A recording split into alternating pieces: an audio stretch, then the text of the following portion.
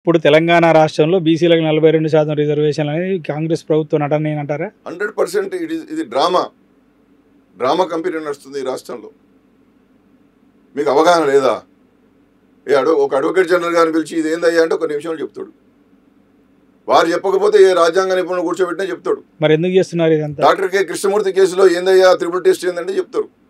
Dedicated commission ఎట్లా ఏమన్నారయ్యా అంటే వాళ్ళు చెప్పేస్తారు నేను చెప్పినటువంటి యాక్ట్స్ ప్రకారం ఏమని. నువ్వు బీసీ వెల్ఫేర్ డిపార్ట్మెంట్ నుండి ఒక 4 లైన్లు టైప్ కొట్టి ఈయనే డెడికేటెడ్ కమిషన్ అంటావు.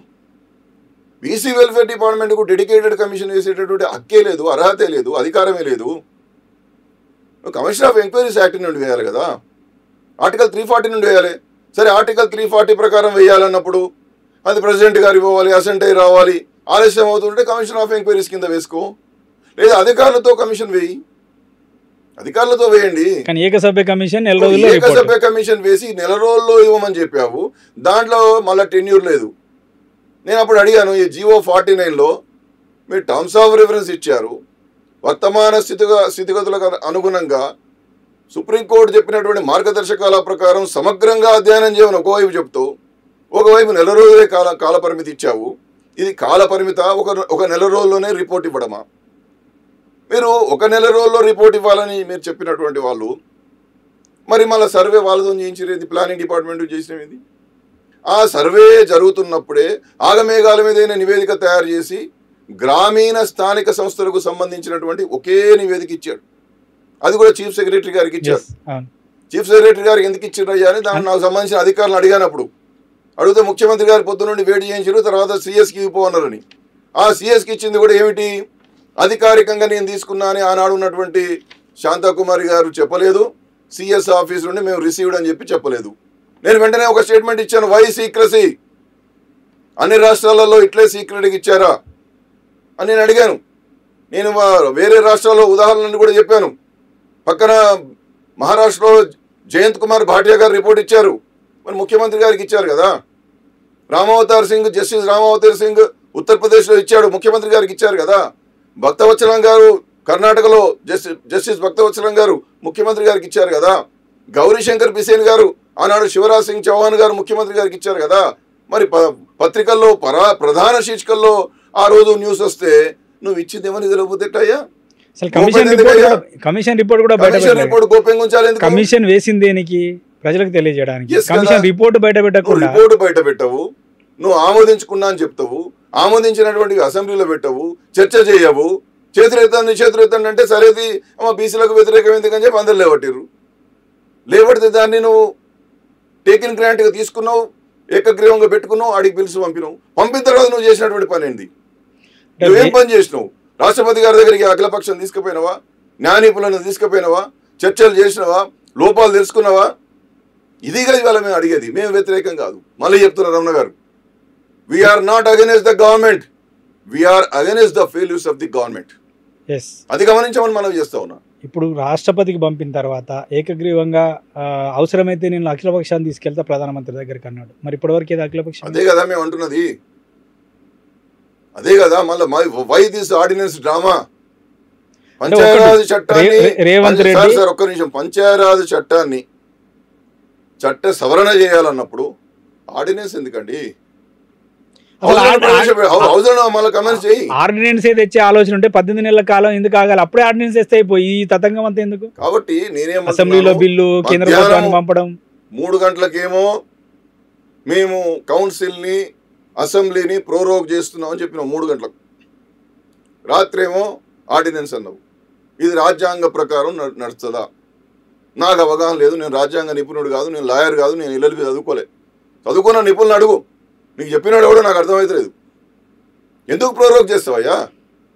నువ్వు ఒకవేళ కనుక ఆ బిల్లులు రానప్పుడు చట్ట సవరణ చేయాలనుకున్నప్పుడు హౌస్లో నువ్వు టేబుల్ చేయాల్సి ఉండే, హౌస్లో డిస్కస్ చేయాల్సి ఉండే, హౌస్లో డిస్కస్ చేసి చట్ట సవరణ చేయాల్సి ఉండే. పైనుండి వస్తలేదు కాబట్టి మా దగ్గర మేము మంత్రివర్గం ఏకగ్రీవంగా తీర్మానం చేసాం, డెడికేటెడ్ కమిషన్ రిపోర్ట్స్ మా దగ్గర అందుబాటులో ఉన్నాయి. As per this empirical data our government is going for act amendment అని చెప్పాల్సి ఉండే. నువ్వు మధ్యాహ్నం ప్రోరోగ్ ఎందుకు చేస్తావు? సాయంత్రం ఆర్డినెన్స్ అని ఎందుకు తీసుకుంటావు? ఏ బిల్లులనైతే రాష్ట్రపతి గారికి పంపించినటువంటి గవర్నర్ గారు రాజ్భవన్లో ఉన్నారు కదా, మరి అది పైకి పోయినా కానీ మళ్ళీ నువ్వు కిందికి ఇంకోటి తెచ్చినవి అని అడగడా? కాబట్టి ఇంత లోపభూయిష్టంగా రాజ్యాంగ సంస్థలను, రాజ్యాంగాధిపతులను, వ్యవస్థను భ్రష్టు పట్టించేటటువంటి కార్యక్రమం ఎందుకు చేస్తున్నావు? 160 కోట్లు ఎందుకు ఖర్చు పెట్టినావా? ప్రజాధనం నీదా నాదా? అది మాదాన్ని పబ్లిక్ మనీ, అది ట్యాక్స్ పేయర్స్ మనీ. 160 కోట్లు అపనంగా అకారణంగా ఖర్చు పెట్టే అధికారం నీకు ఈ రాష్ట్రపతులు ఇవ్వలే. నిన్ను రక్షకుడిగా ఉండమన్నారు. నువ్వు చేస్తున్నది ఏమిటి? ఇది ప్రశ్నిస్తే విమర్శించినట్టు కాదు, పని కట్టుకొని తిట్టడం కాదు. 42% రిజర్వేషన్లు ఇచ్చేటటువంటి శక్తి, అధికారం నీకు రాష్ట్ర ప్రజలు ఇస్తే దాన్ని నెరవేర్చే ప్రయత్నం నువ్వు చేయడం లేదు. అమలు చేయాల్సినటువంటి విధానాన్ని సక్రమంగా పద్ధతి ప్రకారం అమలు చేయకపోతే వచ్చే లోపాలేంటి, నష్టాలేంటో చెప్తున్నారు. అంటే రేవంత్ రెడ్డి రాజకీయంగా తన చేతులు దులుపుకొని కేంద్ర ప్రభుత్వం కోర్టులో బాలు వేయడానికే ఈ బిల్లుల డ్రామానా? ఇది ఇంకో డ్రామా. కేంద్ర ప్రభుత్వం దగ్గరికి ఇంతవరకు ఏం కాగితం పోలే, రాష్ట్రపతి గారి దగ్గరికి పంపిండు. ఆ bills pending with honourable her excellency president of India. రాష్ట్రపతి గారు వేరు, మోడీ గారు వేరు. ముర్ము గారు వేరు, మోడీ గారు వేరు. రాష్ట్రపతి గవర్నర్ల పేర్ల మీద వ్యవస్థ నడుస్తుంది, కానీ కార్యనిర్వాహక వ్యవస్థకు అధిపతిగా ముఖ్యమంత్రి, అక్కడ ప్రధానమంత్రి ఉంటాడు.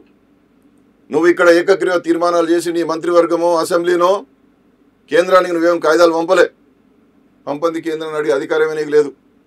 కేంద్రానికి కాయిదాలు పంపలే, కేంద్ర ప్రభుత్వం దగ్గరికి అఖిలపక్షాన్ని తీసుకుపోలే. కాబట్టి దీనికి సమాధానం ఎవరు చెప్పాలి? మరి ఏంటి ఇప్పుడు మొన్నటి వెనక్కి తెచ్చుకుంటారా? కొత్తగా కమిషన్ వేసి సమగ్రంగా నియమ నిబంధనల ప్రకారం చట్ట పరిధిలో మళ్ళీ చేస్తారా? 42% నిజాయితీగా మీకు ఇవ్వాలనేటువంటి ఉద్దేశం ఉన్న ఎడల తప్పనిసరిగా మీరు చట్టబద్ధంగా చేయండి. మేమందరం నియమడే ఉంటామండి. ఎన్నికలకు ముందు కాంగ్రెస్ పార్టీ సంబరాలు మేము చేస్తాం, నువ్వుగా చేసుకున్నాడు. ఎన్నికలకు ముందు కాంగ్రెస్ పార్టీ తెలంగాణ ప్రజలకు, తెలంగాణలో ఉన్న బీసీలకు హామీ ఇచ్చింది కాబట్టి రేపు స్థానిక సంస్థల ఎన్నికల్లో రిజర్వేషన్ అమలు చేయకపోతే మమ్మల్ని బీసీలు ప్రశ్నిస్తారనేటువంటి ఒక ఉద్దేశంతోనే బీసీల నుంచి వచ్చే ప్రశ్నలను కేవలం పక్కదోవ పట్టించడం కోసమే ఈ ఆర్డినెన్సా? బీసీలు చాలా చైతన్యవంతులైనరు. మాలాంటి మైకుల ముందు మాట్లాడేటోళ్ళ కంటే మైకు లేనటువంటి ప్రజలే చాలా గొప్పవాళ్ళు, విఘ్నులు, మేధావులు. మనం ఎన్నికలలో చూస్తాం, మనం ఎన్ని మాటలు చెప్పినా ఓటు ఎవరికైనా వాళ్ళకే ఇస్తారు. కాబట్టి రాజ్యాంగం గురించి కానీ చట్టాల గురించి కానీ పెద్దగా అవగాహన చాలామందికి ఉండకపోవచ్చు, కానీ వీడు డోకాబాయి పనిచేస్తాడా లేదా అనేది తెలుస్తుంది. నేను మోసగానా లేదా అని అందరూ తెలుస్తుందండి. మీరు అవకాశం ఇచ్చారు కాబట్టి మైకు ముందర మాట్లాడితే నేను నీతిమంతుడు అనుకోవాల్సిన అవసరం ఏం లేదు. ప్రజలకు అన్ని విషయాలు తెలుసు. కాబట్టి ఇంకా అమాయకంలో, అజ్ఞానంలో మనం ఉండొద్దని నేను అంటున్నా. మనము అనగా ప్రభుత్వం. నేనేదో చేసిన కోర్టు కొట్టేసిందంటే అంత అమాయకులు ఎవరు లేరు ఇక్కడ. వాళ్ళకు తెలుసు, రోజు వాళ్ళు అన్నీ ఫాలో అవుతున్నారు. వాళ్ళు ఆర్టిఫిషియల్ ఇంటెలిజెన్స్ వచ్చేసింది, ఏది కావాలనుకున్న కొట్టుకుంటే అదే మొత్తం చూపిస్తుంది. అనేక మంది మాలాంటి వాళ్ళు మాట్లాడుతుంటే చూస్తున్నారు. మన మాటల్లో ఉన్న నిజమెంత, వాస్తవంగా రాష్ట్ర ప్రభుత్వంలో జరుగుతున్నది ఏమిటి అనేటువంటి దాన్ని బేరీజు వేసుకుని అంచనాకు వచ్చేటటువంటి విఘ్నులుగా ప్రజలు మారిపోయారు.